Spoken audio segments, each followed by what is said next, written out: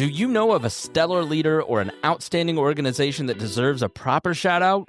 Nominate them for IBJ's awards. From 40 in their 40s and Women of Influence to Nonprofit and Healthcare Excellence Awards, we're celebrating rising stars, seasoned leaders, and organizations making a difference. Discover which programs are accepting nominations now at ibj.com/nominate. Off the Record with the Indiana 250 is presented by Prolific. When what worked stops working, I point purpose-driven leaders to Prolific, the growth firm. They turn plans into results with full-service marketing and strategy focused on outcomes, not vanity metrics. Head to prolifichq.com to learn more. You're not growing a little bit. You're really not providing an opportunity for everybody to be successful and to stay within the organization and have their own careers grow and develop. And so you want a bit of intentional growth.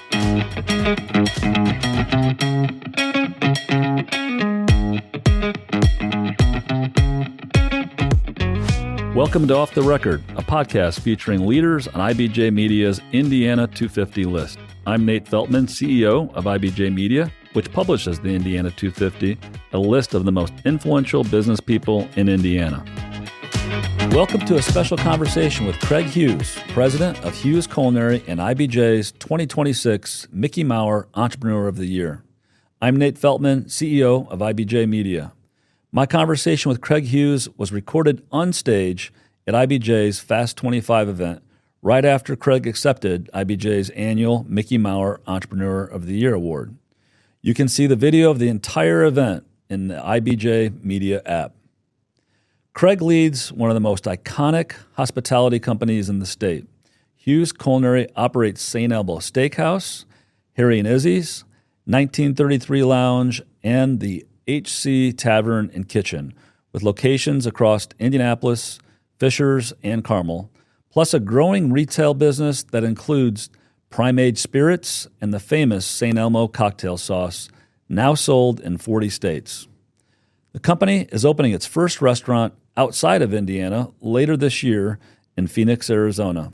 Craig got his start in the family business as a dishwasher at Poor Richard's in Bloomington when he was just 14 years old. He went on to study hospitality management at Penn State, then spent 2 years in Washington, D.C. with the upscale Hillstone Restaurant Group before returning to his home state of Indiana in 1997 to work and eventually lead St. Elmo Steak House. Over the past 2 decades, Craig has opened 8 restaurants, employing more than 900 people.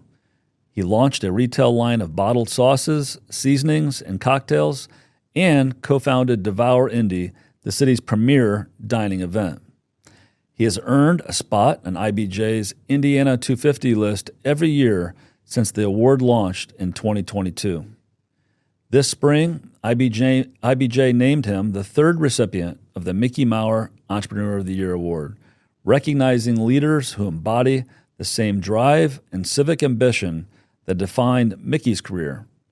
Mickey Maurer is a business legend whose career has touched cable, film, radio, newspapers, real estate, and banking, and he served as Indiana's Secretary of Commerce. IBJ launched the award in 2024 to recognize leaders whose ventures make Indiana a better place to call home. Craig Huse is the 3rd honoree. The principle Craig sets for his team is simple. Make sure growth never outpaces the standards that built the brand. Following his remarks at the event, we surprised him with a video tribute that traced St. Elmo's history back to 1902, and we walked through the original Brunswick bar still standing in the dining room, and we revisited the city's pandemic comeback through March Madness and closed with a montage of the restaurant's many appearances in pop culture. The video ended with a clip from the Parks and Recreation episode that was filmed at St. Elmo, a scene that involves a case of mistaken identity and a former Speaker of the House. There's a real story behind how that episode came together, and we opened the conversation with Craig telling it. Craig, I thought that, I did a lot of YouTubing to get ready for this interview, and some of those were awesome, but the amazing thing is what we've talked about already, which is what an iconic brand St. Elmo is and what it means to our city. And as everybody knows that watches football, basketball, St. Elmo's gets called out all the time, whether it's Charles Barkley or on Monday Night Football, talking about it, and you're serving these folks all the time. You're serving the famous and wealthy individuals that come and say, we want to experience this iconic brand. We were sitting here, you said there's a story behind that Parks and Recreation episode, but I'd be interested in anything you have to share about a story like that, or just what it means and what it's like to serve these folks. Nate, it's interesting. These things just show up on our doorstep a lot. And Bryn Jones, our vice president of marketing, laughs that all he has to do is answer his email or text message, because there's not a lot of outbound public relations that we're doing, but we receive it very well. We respond to it exceptionally well, and we'll leverage it up. But the show was. They asked us if we'd be a part of that show, and they'd been dining with us. These things get planned so far out in advance, and they'd had some advanced trips. But at the day of the shoot, every person in the restaurant, there were probably 60 extras that were hired, and the whole cast, and Rob Lowe was there. So, of course, Jill Huse, my wife, was there because she has a huge crush on Rob Lowe. And there's cords going across the Illinois Street sidewalk to the big production trucks and everything. And we're closed. We have black plastic on the window so they can control the lighting. Somebody comes up to the front door and asks if we were open for lunch, and it was the Speaker of the House, Newt Gingrich. And I'm like, no, we're not. We're not even open until 4 o'clock on a normal day, much less on a day where the network is here shooting this sitcom. And I steer him over to Harry Izzy's. We never say goodbye to a potential sale. And so we'll walk him over to Harry Izzy's, get him situated, and then the producers of the show say, was that Newt Gingrich, the Speaker of the House? I said, yeah, it was Newt Gingrich. And so the writers huddle right on Illinois Street. And they said, do you mind if we approach him about, we're a show about Indiana politics, and we can figure this out. And on the fly, they wrote in this Gingrich confusion over a reservation. The writers and producers are high-fiving each other on Illinois Street, saying this is just magical, and then the rest is, just gets filmed. It was pretty fun. That's awesome story. So, as mentioned, your father, Steve, and Steve, thank you for being here.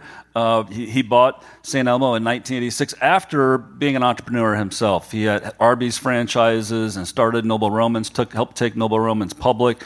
At what age did you begin to understand that you might follow in your dad's footsteps, and this might be an industry you would want to pursue for your career? Yeah, I recall at 14, in '84, we did a family trip to California. My dad took us to the Olympics. If I know you're an IU person, so Bobby Knight was the head coach of the '84 Olympic team.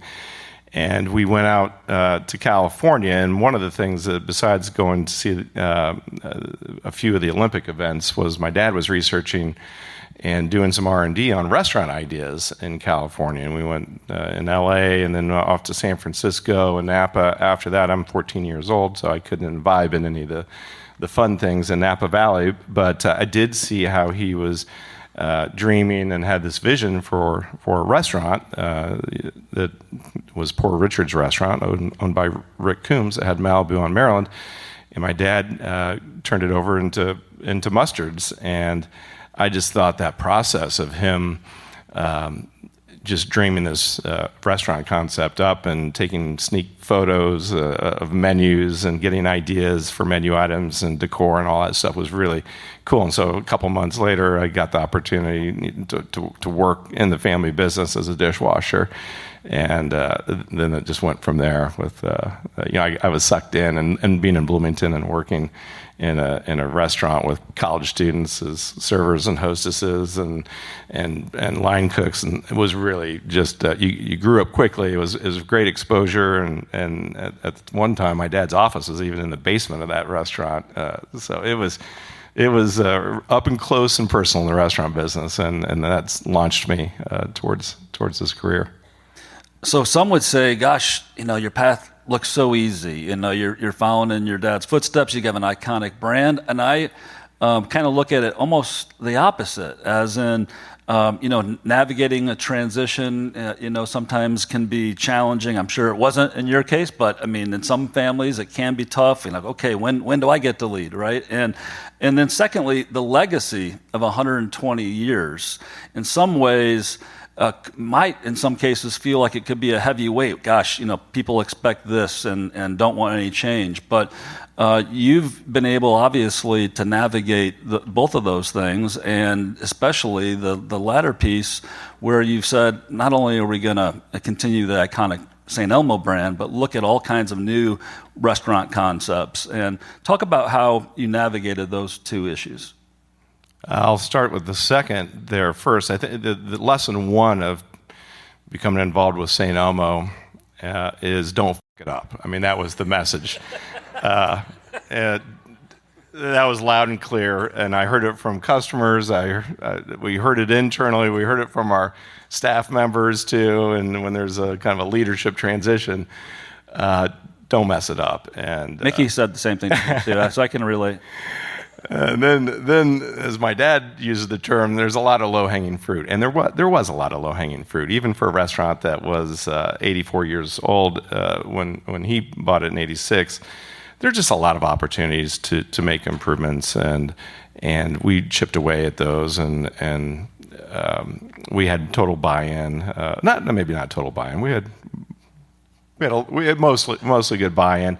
But just things to invest in the facility and improve ingredients and add wine and a cellar and hostesses and host staff and make it easy for people to come in. Have a point of sale system. Count all the dollars that come into the restaurant and declare them.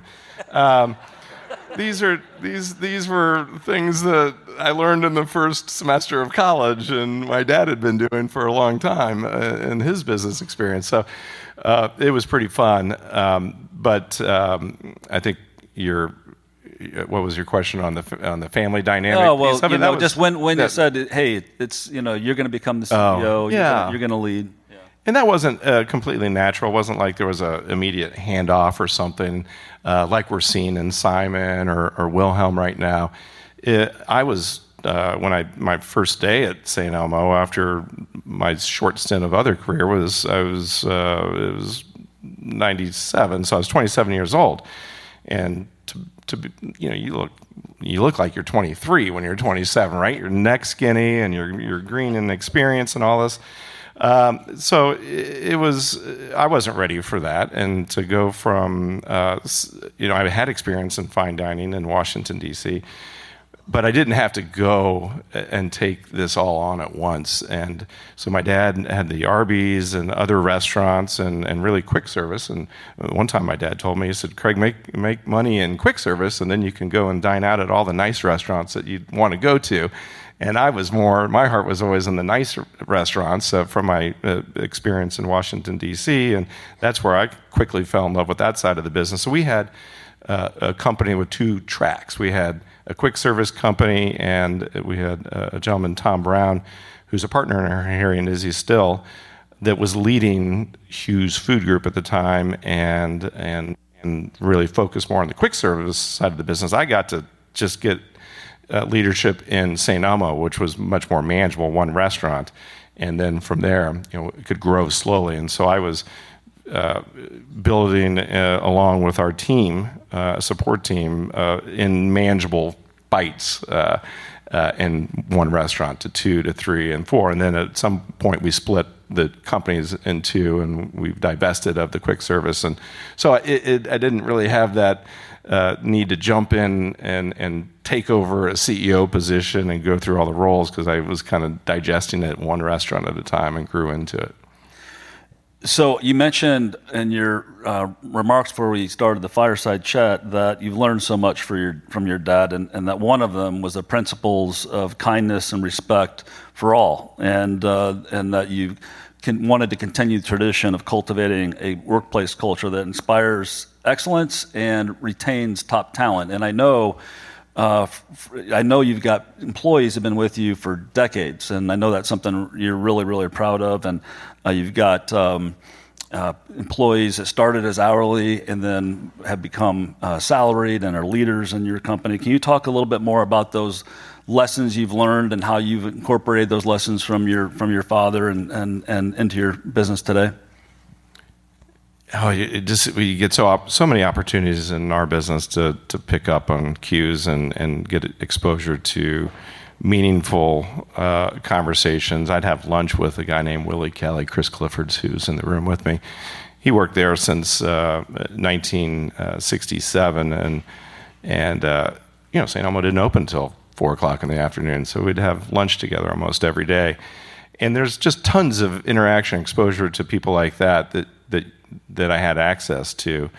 And yes, we always have tried to promote from within. A lot of our office organization, now it's, before you're talking about the veil of things, it could be complicated, and we like to try to make things look very simple. I think restaurants are very complex. They're a little manufacturing facility, and they're labor intensive, and the wages are complicated, and you have to have a really talented team. But we like to think that people, we turn the lights on about 1 hour before we open, and we're out of there shortly after, and we serve everybody, and they have a good time. We entertain them.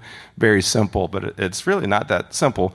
And so we prefer to keep that veil of simplicity in front of our guest and make it a very seamless. They don't want to hear about the grind or whatever, right? And the staff that we have, the leadership groups retained from within, in human resources, in every department, finance and human resource and marketing and retail and facilities, we have people from internal, and that's a source of pride for my dad, Steve, and I, and the whole team, that those people have grown up with us. Yeah, that's special. This is an interesting stat. So in 2012 Super Bowl, in 1 week, St. Elmo sold $1 million of what's on your table. The shrimp cocktail with the famous sauce, 4,000 pounds of shrimp cocktail. That is unimaginable. Has everybody had one yet? Come on, gotta have. That's just an amazing stat. But you decided to venture into a new business line, meaning actually bottling that sauce is on your table and selling it so we could all enjoy that at home as well. And then you got into other seasonings and spirits. Talk about the decision to take something that was world famous at your restaurant and decide to get into a consumer brand. Yeah. Just like the restaurant growth with adding on Harry Izzy's in 2007 and the other restaurants since then, the retail is just really meeting demand. I mean, there's a lot of demand, and we only have, it's like going to a concert, right? I mean, you just can't open up more seats. There's so many, and so we're really selling space and time and entertaining folks. We needed to meet the demand, and that was one through growing more additional restaurants. We didn't want St. Elmo to become any larger than it already was. We were 400 seats, and that's a lot to manage and to protect the guest experience. So we added more restaurants, and then of course with the famous cocktail sauce that you're referring to, I can smell the horseradish in the air. We wanted to meet people at their homes too, and it's such an iconic item, the only appetizer at St. Elmo, and everybody said, if you can put this in a bottle, you'd be well off. And we finally got it in the bottle. It's a little bit more complicated than it sounds because we grind it fresh every day in the restaurants. That's what I was going to ask. So what's the difference between the freshly ground sauce in the restaurant versus the one you buy off the shelf? You're just asking for the recipe at this point? Yeah. Oh, it's we have to make it extra spicy in the bottle because it just shelf life. Well, not even shelf life. It'd probably stay safe to eat for 100 years because of the acidity and the heat and the horseradish. But it's the spiciness level. We had to kind of overboost it with extra horseradish in the bottle and maintain like a 7-month shelf life in it, so that by the time it's manufactured and distributed and in the grocery and in your home, it's probably going to be a month into the product already. So we need to have at least 6 months to make it viable. And so if you get a bottle that you see the production date on the top of the bottle that's within 30 days, it's going to be super spicy, and we kind of like approach it in the way that maybe by month 2 or 3 it'll be right where it should be at the restaurant. That's good advice. Now we know. So Mitch Frazier mentioned that you're getting ready to venture out of Indiana for the very first time with one of your restaurant concepts, Harry and Izzy's. So you're going to Phoenix. Talk about the decision to venture outside of Indiana. And you didn't go to Illinois, you didn't go to Ohio, you didn't go to Kentucky, you went all the way across country. So talk about that decision. Well, I did say we're in the slow 25. So this has been a long time coming. 8 restaurants following St. Elmo, which opened in 1902. If you're not growing a little bit, you're really not providing an opportunity for everybody to be successful and to stay within the organization and have their own careers grow and develop. And so you want a bit of intentional growth. And I never thought we had aggressive growth plans at all. And there was a point where I thought, well, we don't want to oversaturate the Indianapolis market. We've got 8 restaurants, and we've got a lot of product, and even the local grocery stores. So let's go to another market. And we went through a process of evaluating a number of different markets, and Arizona is just growing tremendously. We do have direct flights there. I think that, like for example, the first restaurant's going to be Harry Izzy's. We plan to do 3 restaurants eventually in Arizona, so we can kind of be a part of that community, have a sub-market, and have people that get to know the community in that market and get some synergies with advertising and referrals and knowing who to hire, who not to hire, those type of things. But we also thought that Scottsdale is very complementary to Indianapolis and to our brands, and to go and have a Harry Izzy's or 1933 Lounge and say, you're in Columbus and Cincinnati and Nashville, and 1, it's hard to manage all those spots, and 2, we do feel like that kind of values the brand. Harry Izzy's Indianapolis and Scottsdale, and that's a positive association with the brand. Yeah, it's exciting to hear that you're already thinking about more expansion in terms of the other restaurant concepts as well. So I know you put a great deal in and think about the history, the people that came before you. Of course, your father, who was the original owner, not the original owner, the owner before you, but you honored Harry Roth and Izzy Rosen with Harry and Izzy's, the name, 2 former owners that I think your father, Steve, bought the restaurant from. How do you think, I'm going to wrap it up with this last question, Craig, how do you think about the responsibility of stewarding this iconic brand and now brands in the future? And is there another Huse generation waiting in the wings? Well, that's how we view ourselves, as stewards of the brand. That's what we call ourselves internally, top to bottom. As stewards, really, St. Elmo belongs to the city of Indianapolis, and so it's hard to really possess something like that. But you can guide it through a course of time and leave it in hopefully a better place than you found it. That's our goal. We're not trying to be aggressive with growth. We just want to kind of meet demand, and we also want to be good wherever we go. And we have people that are excited to go to these areas. I think the next generation has to reveal itself, and they have to come forward. No pressure. No pressure. No pressure at all. There's zero pressure.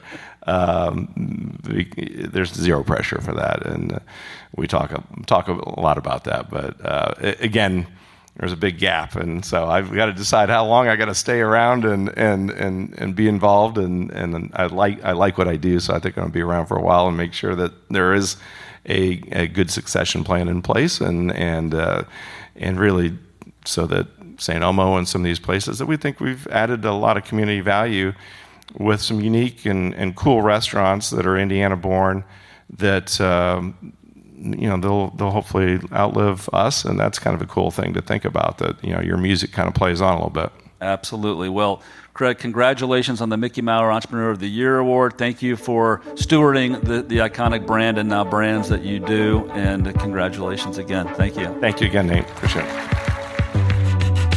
Most organizations hit a point where growth stalls. The message blends in, the site stops converting, the pipeline softens. That's when I tell leaders about Prolific, the growth firm for purpose-driven leaders. Through full-service marketing and strategy, they clarify the story, rebuild your go-to-market, and drive sales. Most importantly, Prolific holds itself accountable to the metrics that matter to you. If you're ready for your next growth stage, learn more about Prolific at prolifichq.com. You know, the economy and the market are in a hairy place these days. It's up a lot, it's down a lot, it's sideways, and it seems on the hour. There's breaking news coming out of all areas of the country. How do you get your head around that? How do you not go crazy in the process? I'm Peter Dunn. You may know me as Pete the Planner, IBJ columnist, and my job for years has been to help you understand your financial life better in context with everything else going on. So what am I encouraging you to do? Well, listen to the Pete the Planner Show. Yeah, it's a podcast. You can get it wherever you get your podcasts, or simply listen at ibjpodcasts.com. Thanks for listening to this IBJ Media podcast. You're probably going to remember this ad. Do you know why? Podcast advertising works. 85% of listeners recalled hearing an ad during a podcast, and 70% of podcast listeners have acted after hearing an ad. So whether you're looking to be heard across the entire IBJ Media Podcast Network, sponsor one of our shows, or just start with a 30-second ad, IBJ Media can help. Contact advertise at ibj.com to learn more.